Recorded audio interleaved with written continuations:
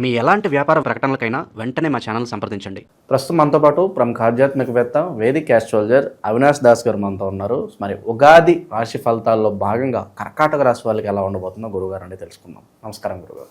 నమస్కారం. ఓం నమ శివాయ. ఓం నమో వెంకటేశాయ. గురుగారు, ఈ పరాభవ నామ సంవత్సరం కర్కాటక రాశి వాళ్ళకి ఏ విధంగా కలిసి రాబోతుంది? మరి ఉగాది షడ్రుచుల్లో ఏ రుచి ఎక్కువగా ఈ సంవత్సరం వీళ్ళకి తగలబోతుంది? ఎటువంటి జాగ్రత్తలు తీసుకోవాలి వీళ్ళు? ముందుగా ఆదాయం 2, వ్యయం 11, రాజపూజ్యం 4, అవమానం 7. ఏం లేదు, తెలిసిందే. ఖర్చు ఎక్కువ, అవమానం ఎక్కువ. అంటే చాలా సింపుల్గా చెప్తా. మనిషి టైం బాగాలేనప్పుడు నోటికొచ్చింది మాట్లాడతారు. మనిషి టైము బాగా అందుకున్నాడు అనుకోండి, వాడి గురించి గొప్పగా పొగుడుతారు.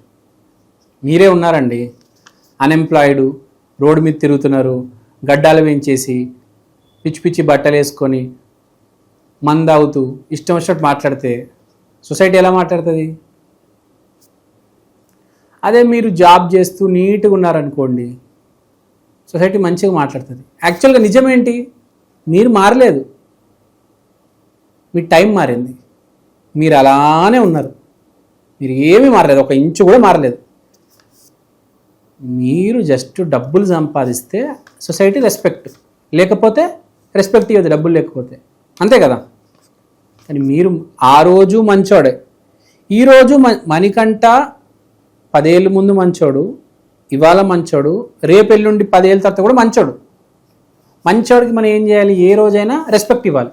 కానీ ప్రజలు ఎలా ఉంటారు? అలా ఉండరు కదా ప్రజలు. డబ్బు ఉంటేనే రెస్పెక్ట్.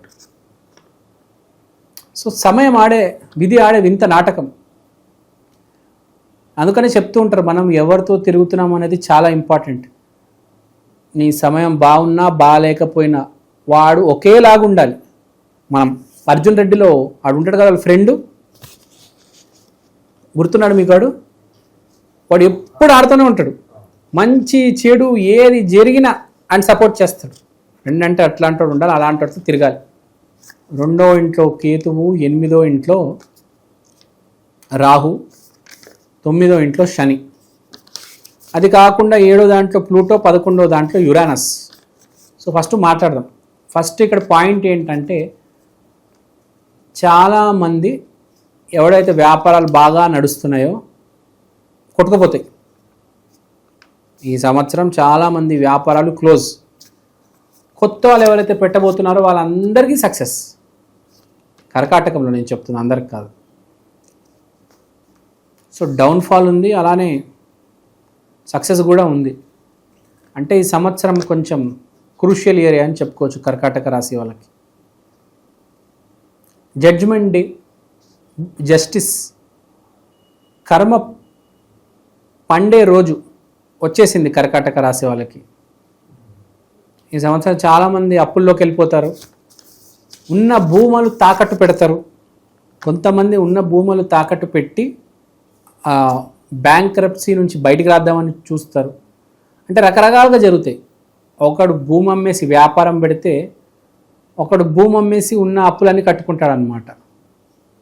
బాగుపడేటోడు చాలా బాగుపడతాడు, నాశనం అవ్వాల్సిన వాడు సర్వనాశనం అవుతాడు. అంటే ప్రకృతి పిలుపు. బేసిక్గా సమయం వచ్చేసిందిరా అని చెప్పడానికి. విపరీతంగా మీరు చాలామంది డబ్బులు పోగొట్టుకుంటారు. ఇప్పుడు నేను మొన్న ఒకడిని కలిసాను, ర్యాపిడోలో వస్తుంటే వాడు చెప్పాడు, కరోనా కాలంలో వాడు 14 కోట్లు పోగొట్టుకున్నాడంట. 14 కోట్లు పోగొట్టుకొని ఇప్పుడు వాడు ఓన్లీ వాడు బైక్ మిగిలిందంట, దాంతో ర్యాపిడో చేస్తున్నాడు. చూడండి, 14 కోట్లు వాడి దగ్గర ఉన్నాయండి. మొత్తం ఆ కోవిడ్లో మొత్తం పోగొట్టేసుకున్నాడంట. ఇప్పుడు చూడండి, సమయం అలా ఉంటుంది. సో అలాంటి సమయం కర్కాటక రాశి వాళ్ళకి ఉంది. సో జర జాగ్రత్తగా ఉండాలి. డబ్బులు బయటికి తీయొద్దు తొందరపడి. మెయిన్గా అప్పు తీసుకోవద్దు, జర జాగ్రత్త. అప్పు తీసుకోవాల్సిన అవసరం చాలామందికి ఉంటుంది. వ్యాపారాలు చేసే వాళ్ళకి కొంచెం తీసుకునే ముందు 1కి 10 సార్లు ఆలోచించి తీసుకోవండి. భూమి అమ్మకుండా ఉండడానికి ట్రై చేయండి. చాలామంది భూమి ఎప్పుడు కొంటామని అడుగుతారు, కానీ మేము భూమి అమ్మేస్తున్నాము కరెక్టా కాదా అని అడగరు. సో ఈ సంవత్సరం భూమి అమ్మకుండా ఉంటే బెటర్. మీరు డోంట్ సెల్ యువర్ ల్యాండ్. మీ భూమిని అలానే పెట్టుకోండి మీ దగ్గర. చాలా ఇంపార్టెంట్ పాయింట్ ఇది. తర్వాత వ్యాపారాలు కూడా కింద మీద అవుతాయి. తర్వాత కానీ దీంట్లో ఒక మంచి విషయం ఏంటంటే అదృష్టం అనే ఒక పాయింట్ వచ్చింది. మీ పనివాడు, మీ భార్య, మీ తండ్రి, ఇప్పుడు దాకా మీరు వీళ్ళని ఎలా చూసుకున్నారో దాన్ని బట్టి మీ అదృష్టం డిసైడ్ అవుతుంది. తండ్రిని కానీ భార్యని కానీ పనవాడిని కానీ హింసించుంటే ఇప్పుడు అవి వస్తాయి. మీ అదృష్టం బాగుండి మీరు కనుక మంచోళ్ళు అయి ఉంటే ఇప్పుడు దాకా వాళ్ళందరినీ జాగ్రత్తగా చూసుకున్నారు, వాళ్ళతో జాగ్రత్తగా మాట్లాడుతున్నారంటే సక్సెస్. మీ జాబ్ ఊడకుండా ఉంటుంది, మీకు జాబ్ వస్తుంది, మీకు పెళ్ళి అవుతుంది, మీ వ్యాపారం సక్సెస్ అవుతుంది. అదే రివర్స్ కేసు ఏంటి? ఉన్న జాబ్ పోతుంది, భార్యతో గొడవలు, వ్యాపారం కోసం అప్పు తీసుకోవాల్సి వస్తుంది. సో ఇది పాయింట్. బేసిక్గా జడ్జిమెంటే మీకు కర్కాటక రాశి వాళ్ళకి. తర్వాత ఇంకేమంటుంది చూద్దాం. ప్రకృతి మోస్ట్ ఇంపార్టెంట్ పాయింట్ మర్చిపోయాను. నెప్ట్యూన్ 9th హౌస్ అంటే ఏంటి? తలపైన అదృష్టం దరిద్రం. అంటే దరిద్రం ఉన్నవాడికి అదృష్టం వస్తుంది, అదృష్టం ఉన్నవాడికి దరిద్రం వస్తుంది. టైం మారే సమయం వచ్చింది కర్కాటక రాశి వాళ్ళకి. కాబట్టి అలాంటి సమయంలో మనం ఏం చేసుకోవాలి? మంచి పనులు చేయాలి. 100% చెప్పట్లే నేను. ఏదో నేను కోటీశ్వరుని రోడ్డు మీదకి వచ్చేస్తాను, రోడ్డు మీద కొన్ని కష్టాలు పడాల్సి వస్తుంది అని చెప్తున్నాను. సో ఇప్పుడు చెప్పే పాయింట్ ఏంటి? మనం మంచి పనులు చేసుకోవాలి. బేసిక్గా చెప్పాలంటే కర్కాటక రాశి వాళ్ళకి బాగుంది, నేను 70% మార్కులు ఇస్తున్నాను. మీరు ఏమి ఆందోళన పడద్దు నేను చెప్పిన దానికి. దాంట్లో ఉన్న మీనింగ్ అర్థం చేసుకోండి. అంటే ఏంటి? కొంచెం జాగ్రత్తగా ఉండాలి, దానికి తగిన రెమెడీస్ చేయాలి. ఏ రెమెడీస్ చేస్తే బాగుంటుంది ఇప్పుడు నేను చెప్తాను, వినండి. మీరు ఫస్ట్ చేయాల్సిన రెమెడీ ఏంటంటే మంచి water, pure water, Himalayan water తీసుకోండి. సూర్యుడికి అవి అర్ఘ్యంగా ఇవ్వండి. శివలింగానికి జలాభిషేకం చేయండి. కుదిరితే విజయవాడలో మనకు తెలిసి కృష్ణానది ఉంది, ఆ కృష్ణానది నీళ్లు తీసుకోండి, మీ మీద చల్లుకోండి, మీ ఇంట్లో కూడా చల్లండి. తర్వాత ఈ సంవత్సరం ప్రతి రాశి వాళ్ళు చేయాల్సిన రెమెడీ ఏంటంటే ఫస్ట్ రాధాకృష్ణ గుడికి వెళ్ళి రావాలి. అది మాత్రం కంపల్సరీ, నో డౌట్. తర్వాత మీ ఇంట్లో మీరు ఈశాన్యంలో వాటర్ పెట్టుకోండి. అండ్ ఎవ్రీ థర్స్డే మీరు మినిమం 10 రూపీస్, ఒక 10 రూపాయలు పెట్టి పువ్వులు కొనాలి. Yellow colour flowers. Every Thursday పువ్వులు కొని తెచ్చుకోండి, ఇంట్లో తెచ్చి పెట్టుకోండి. మోస్ట్ ఇంపార్టెంట్, అన్నిటికన్నా పెద్ద రెమెడీ, పేదవాడికి డబ్బులు ఇవ్వండి. ఇవన్నీ తర్వాత పువ్వులు కొనడము, ఈశాన్యంలో నీళ్లు పెట్టడము, ముందు పేదవాడికి డబ్బులు ఇవ్వండి ఫస్ట్. Most important. మీరు ఎంత ఇస్తారో దానికి 10 రెట్లు దేవుడు మీకు ఇస్తాడు.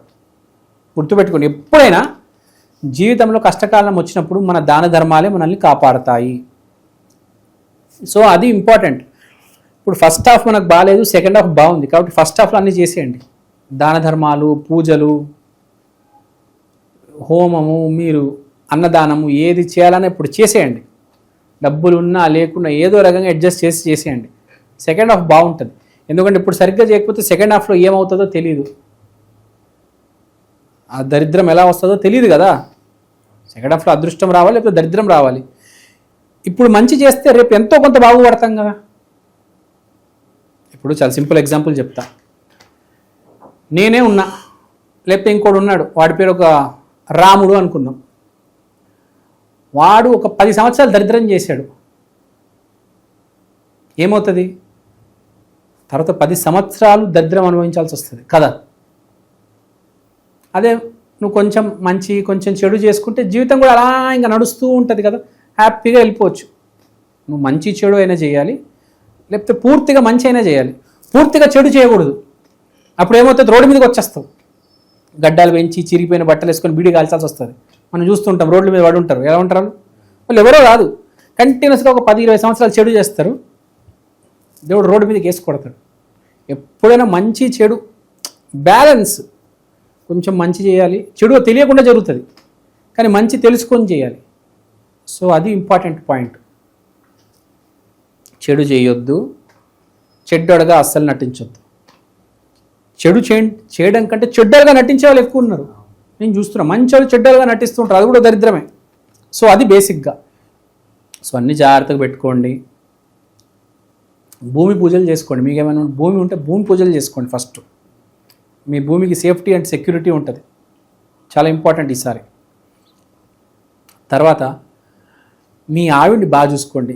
ఈ సంవత్సరం ఎవ్వడికి ఏ ప్రాబ్లం వచ్చినా మిమ్మల్ని కాపాడేది మీ స్త్రీమూర్తి, మీ భార్య. ఏ సమస్య నుంచైనా మీరు బయటపడాలంటే మీ ఆవిడ. మీరు ప్రపంచాన్ని మొత్తానికి చెడు చేయొచ్చు, మీ భార్యకు మంచి చేస్తే చాలా, ఆవిడ మిమ్మల్ని ఈ సంవత్సరం కాపాడేస్తుందండి. స్త్రీ, ఒక్క అమ్మాయి, ఏక్ లడికి మిమ్మల్ని కాపాడేస్తుంది, గండ నుంచి బయటికి తీసుకొచ్చేస్తుంది. ఈ 6 నెలలు, మొదటి 6 నెలలు మీ భార్యకి చీరలు పెట్టేయండి, వడ్డానం చేయించండి, నగలు కొనిచ్చండి, ఎంత చేయగలిగితే అంత చేయండి. మీరు బాగుపడతారు వచ్చే 6 నెలల్లో. సో అది బేసిక్గా మిథున రాశి. No need to worry. నేను చెప్పిన దాంట్లో ఆంతర్యం అర్థం చేసుకోండి. పైన మాటలు విని భయపడొద్దు. మంచోడుగా ఉండండి, మంచోడుగా బతకండి. ఎవ్వడు ఏ జాతకం ఎవ్వడు ఏమి చేయలేడు, మీ గోరు కూడా పీకలేడు. అది గుర్తుపెట్టుకోండి. గురుగారు, ఓవరాల్గా కర్కాటక రాశి వాళ్ళందరికీ ఈ సంవత్సరం విశేషంగా కలిసి రావాలని చెప్పి మనస్ఫూర్తిగా కోరుకుందాం. ధన్యవాదాలు. ధన్యవాదాలు.